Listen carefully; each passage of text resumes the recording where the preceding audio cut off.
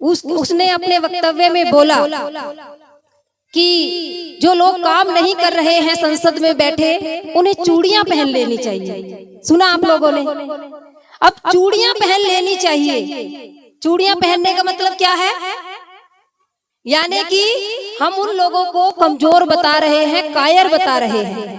महिलाएं कितनी सदियों से चूड़ियां पहनती आ रही हैं, कितनी सदियों से पहनती आ रही हैं।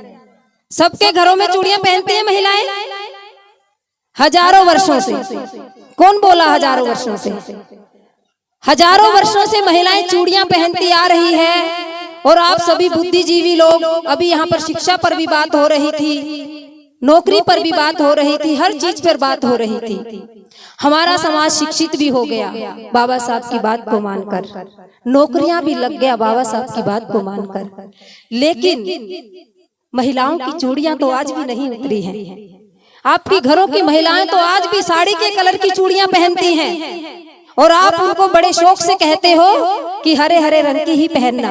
अगर हरी साड़ी पहननी है तो हरी ही चूड़ी पहनना, क्योंकि आप नहीं चाहते कि महिला आपके बराबर आ जाए और महिला कमजोर ना कहलाए। अगर महिलाएं अपने आप को कमजोर मानती हैं तो बड़े शौक से आप चूड़ियां पहन के रखो, आपको कोई नहीं कहेगा। और अगर आप चाहती हैं कि हम कमजोर नहीं हैं, आपने अभी सुना यहाँ पर कि अगर आपसे काम नहीं होता तो चूड़ियां पहन लो, तो इसीलिए आप लोगों को कायर सदियों से समझा गया है। और आज भी आप कायर हो, अगर कायर हो तो चूड़ियां पहने रखो, और कायर नहीं हो तो चूड़ियां उतार करके यहीं पे जाना, इसी बोध विरासत पे चूड़ी उतार कर जाना और कहना, हे तथागत, आज से मैं संकल्प लेती हूँ कि मैं आज से चूड़ी नहीं पहनूंगी। जो ये परंपराएं हम सदियों से लेके आ रहे हैं, सदियों से हमें ये परंपराएं थोपी गई हैं, और हम कहते हैं कि हम तो बुद्ध की विरासत के वारिस हैं। बुद्ध की विरासत के वारिस आप जब बनेंगे जब हम बुद्ध धम्म के अनुसार चलेंगे। बुद्ध का धम्म क्या कहता है? बुद्ध का धम्म तो सिर्फ सील का पालन करना है।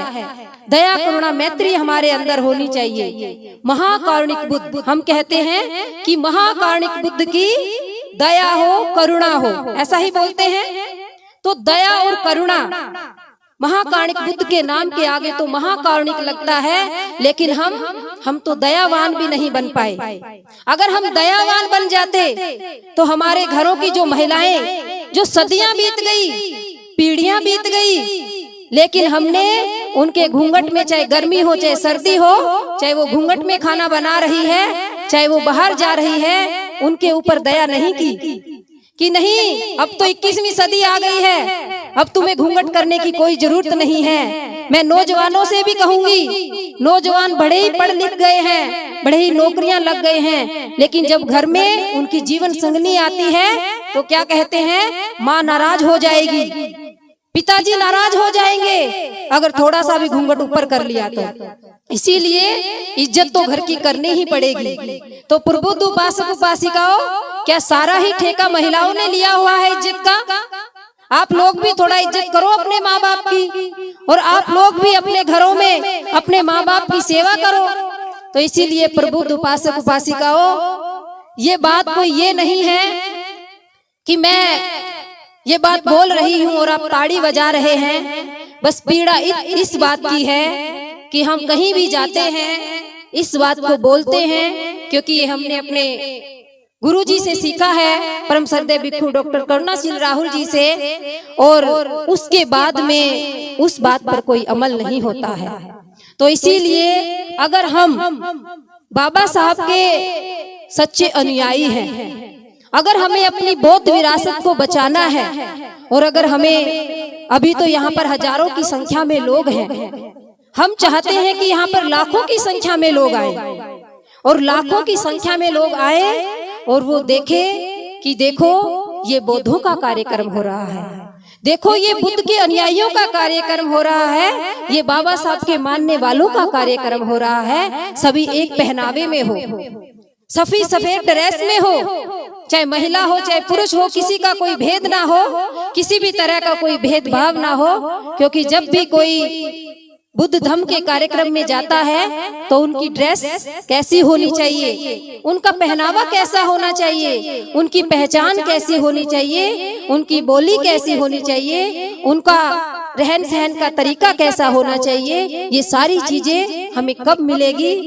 अभी पीछे 10 नवंबर को धम्म भूमि श्रेष्ठ जीवन के लिए एक आंदोलन परम श्रद्धेय भिक्षु डॉक्टर कर्णाशील राहुल जी के सानिध्य में एक बहुत बड़ा आगाज हुआ और उसमें भंते जी बहुत प्रयास करते हैं।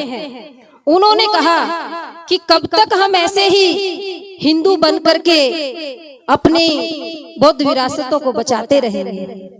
तो इसीलिए सबसे पहले हमें बुद्ध के मार्ग को अपने ईमानदारी से अपनाना है और घर में किसी भी तरह का रीति रिवाज है जो पुरानी परंपरा से होता है उसे बिल्कुल नहीं निभाना है।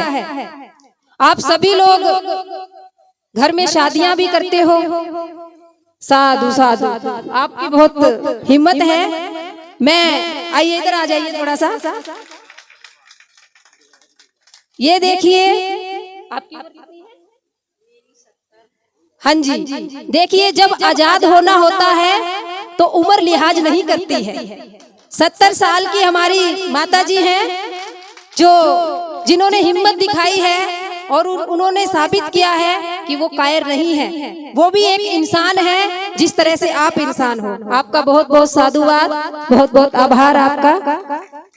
तो चलो आप मुझे मत देना ये चूड़ियां, लेकिन मैं यहाँ बैठी जितनी भी महिलाएं हैं आपको अपने जीवन साथी से डरने की जरूरत नहीं है। हम आपके साथ में हैं, आपको डरना नहीं है।